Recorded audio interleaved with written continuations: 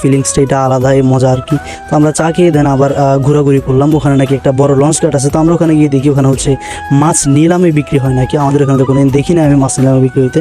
তো আর কি ওখানে এগুলো দেখে আমি আবার চলে আসলাম হচ্ছে পদ্মার পাড়ে। আর এখানে সূর্য ডুবার আগে যে ভিউটা ওইটা মারাত্মক ভিউ। আমরা পদ্মার পাড়ে আজকে সারাদিন ঘোরাঘুরি করার পর এবার আমাদের যাওয়ার পাড়া হচ্ছে আমাদের বাসার দিকে কস প্রায় অনেকক্ষণ অলরেডি আমরা এখানে সময় ব্যয় করছি। আমরা সকালে আসছি, এখন বিকাল আমরা যাইতেছি আর কি। তো ওখানে যাওয়ার জন্য আমরা যে বাস আসছিলাম দেন ওই বাসের টিকিট আমরা আবার কেটে বাসায় চলে যাচ্ছিলাম। প্রচুর টায়ার্ড, এখন যাইতেছি গন্তব্যস্থলে। আসছিলাম হচ্ছে মাওয়াঘাট, সেটা তো আপনার ভিডিওতে দেখছেনি। এখন আবার যাচ্ছি বাসায় আর কি।